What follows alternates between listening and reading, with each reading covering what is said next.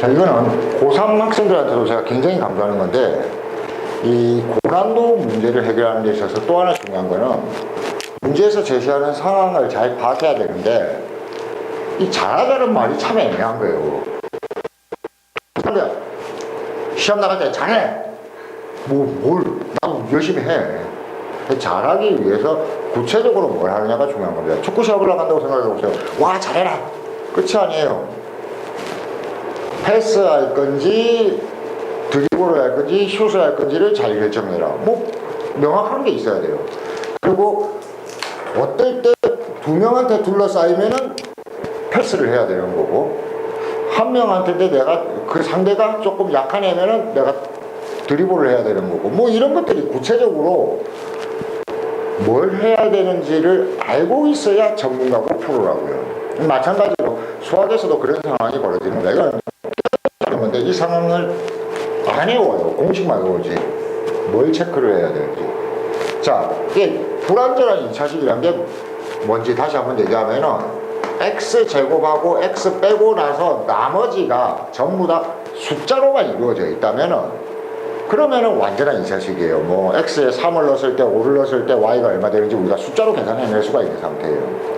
그런데 x 외에 미지수가 있다는 건 식의 형태가 불완전한 거라고 누차 얘기했습니다. 그런데 식의 형태가 불완전하다고 무조건 다 전혀 아무런 정보가 없는 게 아니고 보통은 가능하거든요. 뭐 가능한지 체크하라고요? 인수분해 가능한지 해볼게요. 11 a제곱 1 마이너스 하면은 대각선으로 곱했을 때 마이너스 a제곱, 대각선으로 곱했을 때 마이너스 1. 이게 만들어져요? 안 만들어져요? 나오죠. 그래서 그걸 어떻게 알아내요? 배워야지. 그래서 지금 제가 얘기하는 거예요. 외워야 되는 겁니다. 고난도 문제에서 불완전한 2차식이 나왔을 때는 인수분해가 되는지 안 되는지를 반드시 체크해라. 인수분해 되기 때문에 풀리는 문제가 있고, 인수분해가 안 되면은 절대로 안 풀리는 문제가 따로 있다. 상황이 다른 거예요.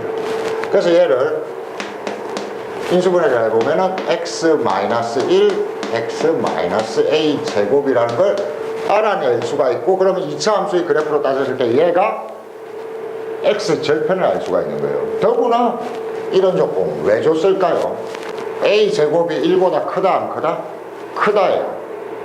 이해됩니까? 그래, 이 그림을 그려보면은 함수가 이상하게 주어진 것 같지만 여기가 1이고 a 제곱이 1보다 큰 곳에 있고 이 두 점을 지나는 2차 함수일 거라는 것을 쉽게 알 수 있는 거예요. 그래서 뭔가 이상해 보였지만 a와 b와 만난다고 했을 때 a점과 b점을 알 수 있는 겁니다. 이해되시죠?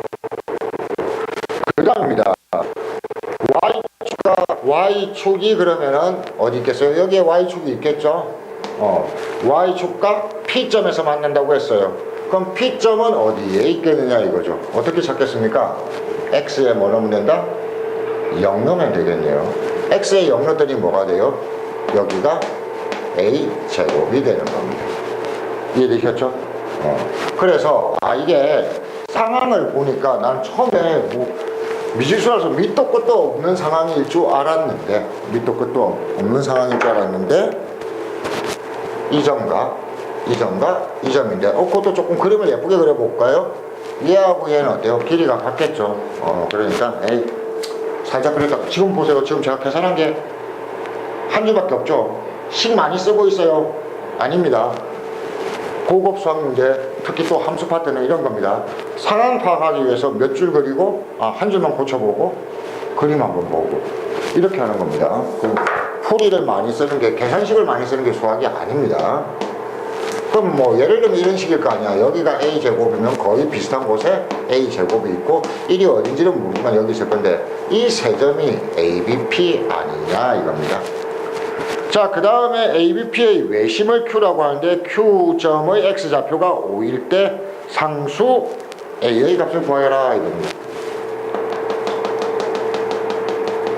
이게 이렇게 생긴 삼각형인데 외심은 뭔지 몰라요. 그렇죠? 여기 어디에 있는지 외심 공식 같은 게 따로 있습니까? 그러면은 외심의 특징은 뭐죠? 외심의 특징은? 외심원의 중심을 찾거나 이런 것들은 그 다음부터는 이제 이거는 새로운 문제가 시작되는 거니까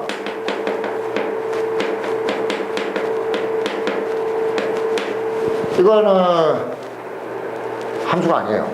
함수가 아니고 중학교 과정에서 중학교 2학년 과정이나 중학교 3학년 과정에서 기하 파트를 통해서 배운 게 있을 수도 있고 그걸로 쓸 수도 있고 그 다음에 고등학교 과정에서 또 도형이 나옵니다.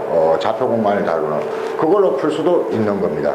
그래서 여러 가지 발산법에 의해서 풀이가 나오기는 해요.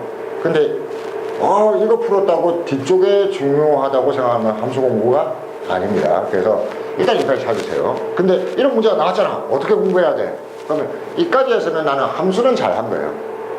함수는 잘한 거고 여기서는 이제 퀴즈 문제라고 생각하고 외심은 어디 있는지는 모르지만 이 길이가 같은 곳일 그 텐데 그걸 이용해서 뭔가를 한번 발상을 생각해보자. 이거는 이제 퀴즈 문제처럼 조금 발상법을 제가 아까 얘기했죠.